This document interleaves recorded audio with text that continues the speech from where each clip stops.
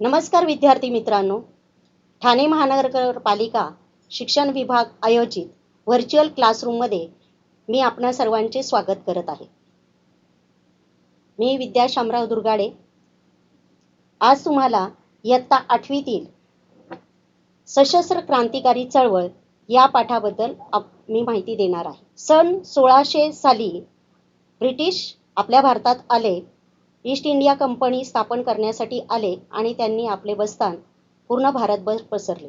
आपल्या मराठीत एक म्हणच आहे की भटाला दिली ओसरी आणि भट हातपाय पसरी. त्याप्रमाणे ब्रिटिश सरकारने संपूर्ण भारत हा काबीज केला. त्यांनी आपल्या भारतातील सर्व जनतेवर अन्याय अत्याचार केला. त्यामध्ये सामान्य जनता, कामगार, संस्थानिक, राजे हे सर्व असंतोषी होते आणि याच्यातूनच ब्रिटिश साम्राज्याविषयी अनेक आंदोलने 1857च्या उठावापूर्वी आपल्या भारतामध्ये अनेक उठाव झाले.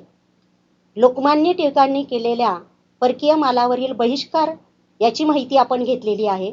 महात्मा गांधींनी केलेला उठाव याची माहिती आपण घेतलेली आहे. महात्मा गांधींचा मार्ग म्हणजे अहिंसेचा मार्ग. हिंसा करायची नाही, इंग्रजांना दुखवायचे नाही आणि इंग्रजांकडून अहिंसेच्या मार्गाने स्वातंत्र्य प्राप्त करून घ्यायचे. परंतु ऐकतील ते इंग्रज कसले? यामुळे याच्या विरुद्ध प्रकारची लोक सुद्धा आपल्या भारतामध्ये होती की ते ज्यांना भारत स्वतंत्र व्हावा अशी इच्छा होती. परंतु तो कोणत्या मार्गाने स्वतंत्र व्हावा याबाबत त्यांचा मार्ग वेगळा होता.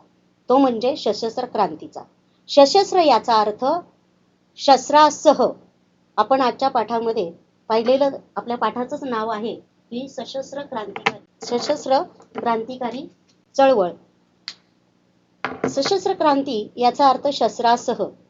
शस्त्र हातात घेऊन तलवारी व बंदुकीच्या साह्याने इंग्रजांना धाक दाखवणे आणि त्यांना भारतातून हकलून लावणे.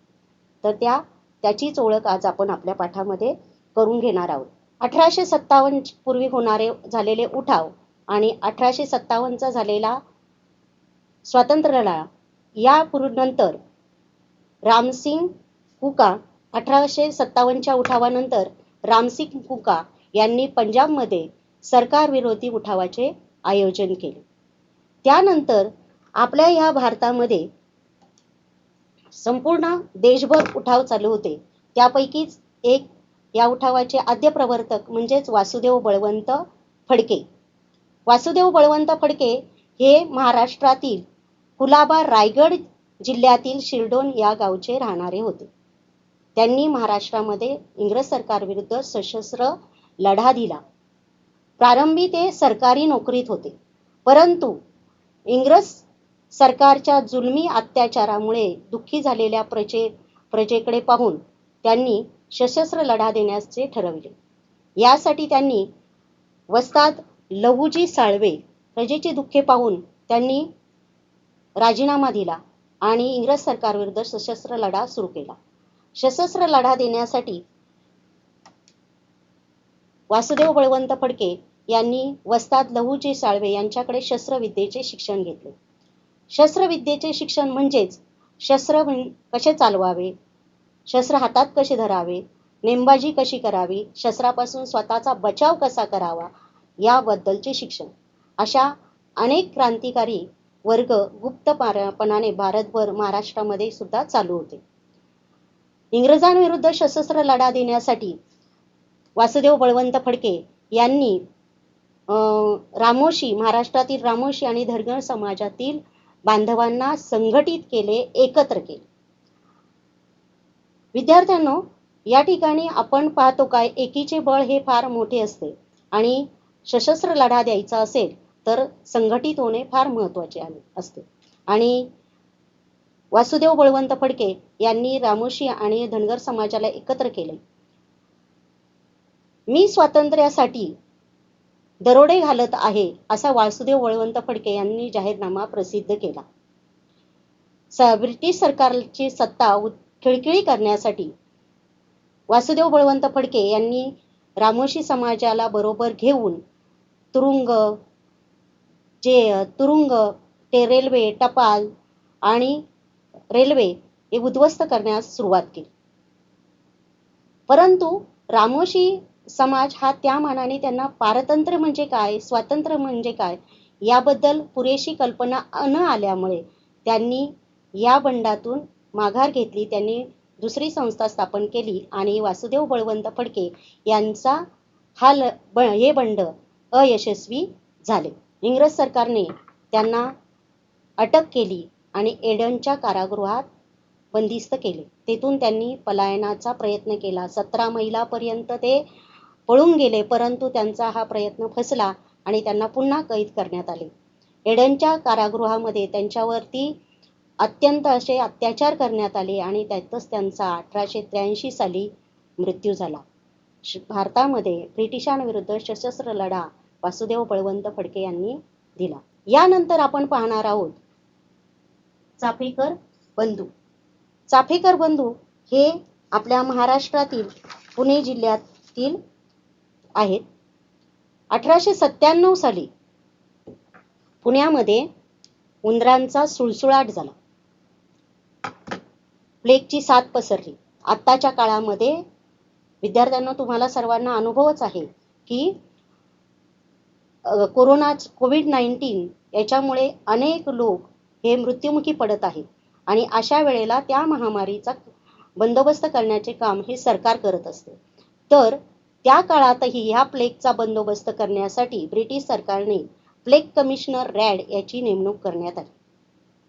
परंतु ह्या रॅडच्या अधिकाऱ्याने लोकांवर जुलूम जबरदस्ती केली, लोकांना त्रास दिला, स्त्रियांची विटंबना केली आणि त्यामुळे त्याचा बदला घेण्यासाठी चाफेकर बंधू दामोदर चाफेकर, वासुदेव चाफेकर आणि बाळकृष्ण चाफेकर यांनी रॅडचा वध केला. त्यामुळे दामोदर चाफेकर, वासुदेव चाफेकर आणि बाळकृष्ण चाफेकर आणि त्यांचे सहकारी महादेव रानडे यांना अटक झाली आणि त्यांना फाशीची शिक्षा देण्यात आली. विद्यार्थ्यांनो, एकाच कुटुंबातील 3 बंधू देशसेवेसाठी त्यांनी हुतात्म्य स्वीकारले. याच काळामध्ये बिहार राज्यामध्ये मुंडा आदिवासी बिरसा मुंडा याच्या नेतृत्वाखाली सरकार विरुद्ध मोठा उठाव झाला. आपण याच्यानंतर पाहणार आहोत अभिनव भारत. अभिनव याचाच अर्थ नवीन भारत. अभिनव भारत याचे नाव घेतल्याबरोबर आपल्या डोळ्यापुढे नाव येते ते म्हणजे स्वातंत्र्यवीर विनायक दामोदर सावरकर. 1900 साली म्हणजेच वयाच्या 17व्या वर्षी सावरकरांनी नाशिक येथे मित्रमेळा ही गुप्त क्रांतिकारी संघटना स्थापन केली. 1904 साली या संघटनेचे अभिनव भारत हे नाव देण्यात आले. सावरकर यांनी 1905 साली फर्ग्युसन कॉलेज येथे BA पदवी प्राप्त केल्यानंतर पुढील शिक्षणासाठी 1906 साली ते उच्च शिक्षणासाठी इंग्लंडला गेले. कायद्याचे शिक्षण घेण्यासाठी इंग्लंडला गेले. त्या ठिकाणी त्यांना इंडिया हाऊसची छत्रपती शिवाजी महाराज ही शिष्यवृत्ती प्राप्त झाली. सावरकर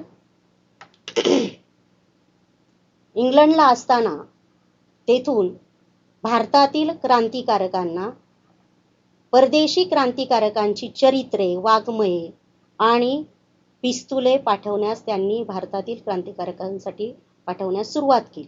इंग्लंडमध्ये असताना अभिनव भारत ही संघटना भारतामध्ये कार्य करत होती. यामध्ये ज्यावेळेला सावरकर इंग्लंडमध्ये होते त्यावेळेला त्यांनी तेथून इटालियन क्रांतिकारक सावरकर इंग्लंडमध्ये असताना त्यांनी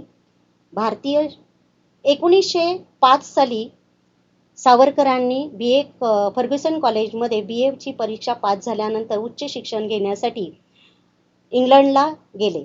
इंग्लंडला त्यांना इंडिया हाऊसची छत्रपती शिवाजी महाराज ही शिष्यवृत्ती प्राप्त झाली. इंग्लंडला असताना तेथून त्यांनी भारतातील अभिनव भारत संघटनेच्या सदस्यांसाठी क्रांतिकारी वाङ्मये आणि पिस्तुले पाठवण्यास सुरुवात केली. तेथूनच त्यांनी इटालियन क्रांतिकारक यांचे जोसेफ इंग्लंडला असताना सावरकरांनी जोसेफ मॅझिनी यांचे स्फूर्तिदायी चरित्र लिहिले. 1857चा उठाव हे पहिले भारतीय स्वातंत्र्य युद्ध आहे असे प्रतिपादन करणारा 1857चा स्वातंत्र्य समर असा ग्रंथ त्यांनी लिहिला. परंतु इंग्रज सरकारने त्यांना तो तिथे प्रकाशित करून दिला नाही. त्यांनी तो जर्मनीत जाऊन प्रकाशित केला. सावरकर ज्यावेळेला इंग्लंडमध्ये होते त्यावेळेला भारतामध्ये अभिनव भारत संघटनेचे कार्य त्यांचे बंधू बाबाराव सावरकर हे कार्य करत होते. अभिनव भारत संघटनेच्या कार्याचा सुगावा सरकारला लागला आणि त्यांनी संघटनेच्या सदस्यांना धरपकड करायला सुरुवात केली. बाबाराव सावरकर यांना सुद्धा अटक केली आणि त्यांना बाबाराव सावरकर यांना अटक करण्यात आली आणि त्यांना जन्मठेपेची शिक्षा देण्यात आली. याचा बदला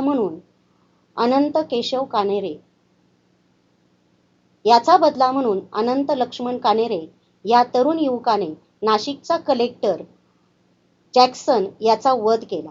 त्यावेळेला सावरकर पॅरिसमध्ये होते. जॅक्सनच्या वधाचा संबंध सावरकरांशी जोडून सावरकरांना भारतामध्ये आणण्यात आले. तेथून त्यांना अंदमानमध्ये पाठवत असताना सावरकरांनी पलायनाचा प्रयत्न केला, परंतु तो फसला आणि सावरकरांची अंदमानच्या कारागृहात रवानगी करण्यात आली. अंदमानच्या कारागृहात असताना सावरकर हे 10 वर्ष त्या ठिकाणी शिक्षा भोगत होते. त्या ठिकाणी आलेल्या भयानक अशा अनुभवाचे वर्णन त्यांनी माझी जन्मठेप ह्या त्यांच्या आत्मचरित्रात लिहून ठेवलेली आहे. सावरकरांना नंतर 1924 साली रत्नागिरी या ठिकाणी स्थानबद्ध करण्यात आले. रत्नागिरीमध्ये आल्यावर त्यांनी जातिभेद निर्मूलन, अस्पृश्यता निवारण, सहभोजन आणि भाषा शुद्धीकरण अशा सामाजिक चळवळी केल्या. विद्यार्थ्यांनो, सावरकर हे अतिशय थोर साहित्यिक होते. त्यांनी लिहिलेले काव्य तुम्ही सर्वांनी ऐकलेलंच असेल. ते काव्य म्हणजे नेमजसी ने परत मातृभूमीला, सागरा प्राण तळमळला सागरा. सावरकरांना आपल्या मातृभूमीबद्दल अतिशय तीव्र अशी ओढ होती आणि त्यातूनच त्यांनी हे गीत लिहिलेलं आहे. अंदमानच्या समुद्रकिनाऱ्यावर बसलेले असताना असे हे थोर साहित्यिक यांना 1938 साली मुंबई येथे भरलेल्या मराठी साहित्य संमेलनाचे ते अध्यक्ष होते. यानंतर आपण पाहणार आहोत आपल्या भारतातील बंगाल प्रांतातील क्रांतिकारी चळवळ. तत्कालीन व्हाईसरॉय लॉर्ड कर्झन यांनी 1905 साली पूर्व बंगाल आणि पश्चिम बंगाल अशी फाळणी करण्याची घोषणा केली. विद्यार्थ्यांनो, त्यामुळे भारतातील लोकांमध्ये प्रक्षोभ उठला. बंगालमध्ये सर्व लोकही पेटून उठली. स्थानिक उठावाच्या जागी क्रांतिकारी अशा चळवळी देश पातळीवर उदयास आल्या आणि त्यामुळे या राष्ट्रीय चळवळीतूनच ब्रिटिश शासनाला काहीतरी धडा शिकवला पाहिजे अशी त्यांनी उद्दिष्ट ठरवली. ती उद्दिष्टे म्हणजेच ब्रिटिश सरकारला क्रांतिकारी संघटनेकडून काही उद्दिष्ट ठरवली आणि ती उद्दिष्ट म्हणजे ब्रिटिश अधिकाऱ्यांना जरब बसवणे, ब्रिटिश शासन यंत्रणा खिळखिळी करणे आणि ब्रिटिशांची सत्ता उलथून टाकणे ही त्यांची उद्दिष्ट होती. हे कार्य त्यांचं सतत चालू होतं. 1902 साली कलकत्ता आणि ढाका येथे अनुशीलन समिती नावाची क्रांतिकारी संघटना कार्यरत होती आणि या क्रांतिकारी संघटनेचे म्हणजे अनुशीलन समितीचे 500च्या वर शाखा होत्या. या संघटनेचे अरविंद घोष यांचे बंधू बारिंद्र कुमार घोष हे प्रमुख होते. अरविंद घोष हे समितीला सल्ला आणि मार्गदर्शन करण्याचे काम करत असे. अनुशीलन समितीच्या सदस्यांनी कलकत्ता येथील माणिकताळा येथे बॉम्ब तयार करण्याचे केंद्र उभारले होते. 1808 साली खुदिराम बोस आणि प्रफुल्ल चाकी या अनुशीलन समितीच्या सदस्यांनी कलकत्ता मॅजिस्ट्रेट किंग्सफोर्ट याला जगातून नष्ट करण्याची योजना आखली. त्यांनी हा जो काही प्रयत्न केला त्या प्रयत्नामध्ये त्यांनी ज्या गाडीवरती बॉम्ब फेकला त्यामध्ये किंग्सफोर्ट नव्हते. त्या गाडीमध्ये 2 इंग्लिश स्त्रिया होत्या, त्या मृत्युमुखी पडल्या. त्यामुळे आता आपल्याला इंग्रजांकडून मृत्यू हा अटळ आहे हे समजल्यावर प्रफुल्ल चाकी यांनी स्वतःवर गोळी झाडून आत्माहुती घेतली. खुदिराम बोस यांना इंग्रज सरकारने अटक केली आणि वयाच्या 15व्या वर्षी त्यांना फाशी देण्यात आली. हे अतिशय लहान असे क्रांतिकारी होते. या किंग्सफोर्टच्या वधानंतर तपासाची कार्य सुरू झाली. तपास करत असताना अनुशीलन समितीच्या कार्याचा सुगावा इंग्रजांना लागला आणि त्यामधूनच अरविंद घोष, बारिंद्र कुमार घोष, उल्हास दत्त, हेमचंद्र दास, उपेंद्रनाथ बॅनर्जी आणि इतर मंडळी या सर्वांना अटक करण्यात आली. आणि याच्यामध्ये अरविंद घोष यांनाही अटक झाली. अरविंद घोष यांचा संबंध बॉम्ब तयार करण्याशी जोडण्यास सरकारला अपयश आल्याने त्यांची निर्दोष सुटका झाली. परंतु जे इतर क्रांतिकारी होते त्यांना दीर्घ कारावासाची शिक्षा प्राप्त झाली. विद्यार्थ्यांनो, आपण जो धडा पाहत आहोत त्या धड्यामध्ये सशस्त्र क्रांतिकारी चळवळ ही पूर्ण भारतभर चालू होती. कोणही शांत बसलेलं नव्हतं, एकही प्रांत शांत नव्हता. अशा याच्यामध्येच हे बंगालमध्ये या अनुशीलन समितीच्या संघटनेबरोबर बंगालच्या बाहेर सुद्धा रासबिहारी बोस आणि सचिंद्रनाथ सन्याल यांनी क्रांतिकारी संघटनेचे बंगाल बाहेर सुद्धा जाळे पसरलेले होते.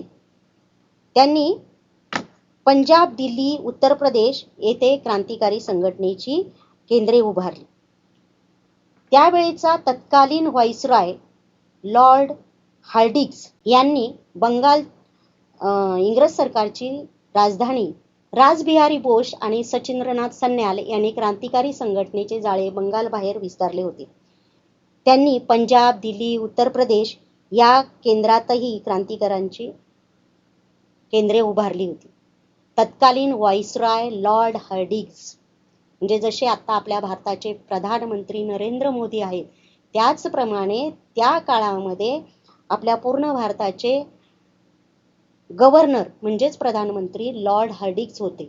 त्यांच्यावरती हल्ला करण्याचं धाडसी कृत्य रासबिहारी बोस आणि सचिंद्रनाथ सन्याल यांनी योजना आखली. परंतु ज्या वेळेला लॉर्ड हार्डिंग्ज हे हत्तीवरून जात असताना हल्ला करण्यात आला, त्याच्यामध्ये लॉर्ड हार्डिंग्ज हे बचावले आणि त्यांच्या सहकारी जखमी झाले, पण हल्ल्यातून लॉर्ड हार्डिंग्ज बचावले. मद्रास प्रांतातही क्रांतिकार्य चालले होते. त्यांची वांची अय्यर या क्रांतिकारकाने याश या ब्रिटिश अधिकाऱ्याला ठार केले. त्यानंतर त्यांनी स्वतःवर गोळी झाडून आत्माहुती घेतली. इंडिया हाऊस भारतातील क्रांतिकार्याला परदेशातील भारतीय क्रांतिकारकाकडून सहाय्य मिळत असे. इंडिया हाऊस ही एक सहाय्य देणारी एक केंद्र होते. पंडित श्यामजी कृष्णा वर्मा हे या भारतीय देशभक्ताने इंडिया हाऊसची स्थापना केली होती. भारतातील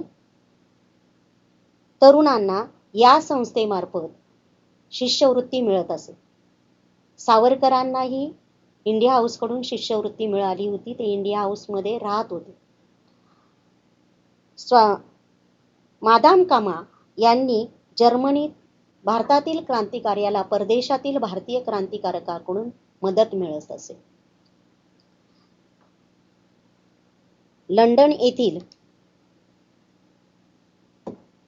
लंडन येथील इंडिया हाऊस हे अशा सहाय्याचे महत्त्वाचे केंद्र होते. पंडित श्यामजी कृष्णा वर्मा हे या भारतीय देशभक्तांनी इंडिया हाऊसची स्थापना केली होती. इंडिया हाऊसमधून भारतातील तरुणांना उच्च शिक्षण घेण्यासाठी इंडिया हाऊसकडून शिष्यवृत्ती मिळत असे.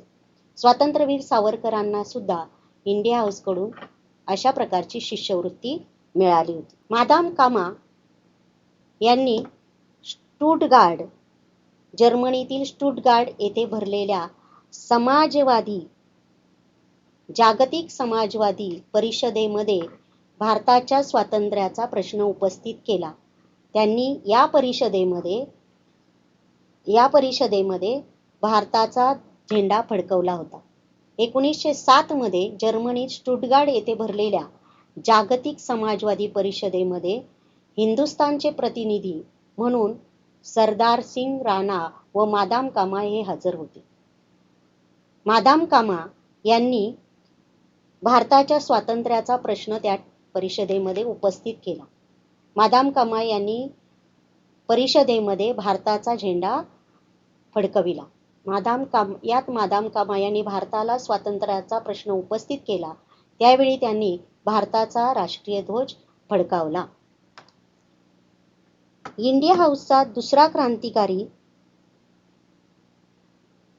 इंडिया हाऊसशी निगडीत दुसरा क्रांतिकारी म्हणजे मदनलाल धिंग्रा. त्यांनी कर्झन वायली या इंग्रज अधिकाऱ्याला ठार केले आणि त्याबद्दल त्यांना फाशी देण्यात आली. आपण आताच्या पूर्वार्धामध्ये सशस्त्र क्रांतिकारी चळवळ या पाठामधील वासुदेव बळवंत फडके, चाफेकर बंधू, अभिनव भारत, बंगालमधील क्रांतिकारी चळवळ आणि इंडिया हाऊस याबद्दल माहिती घेतलेली आहे. उत्तरार्धामध्ये आपण गदर चळवळ, काकोरी कट, हिंदुस्थान रिपब्लिकन असोसिएशन, चितगाव शस्त्रागारावरील हल्ला या मुद्द्यांचा अभ्यास करणार आहोत.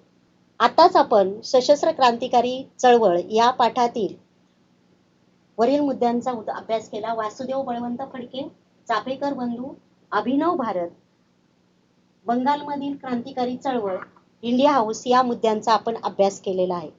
उत्तरार्धामध्ये आपण गदर चळवळ, काकोरी कट, Hindustan Socialist Republican Association, Chittagong शस्त्रागारावरील हल्ला या मुद्द्यांचा आपण अभ्यास करणार आहोत.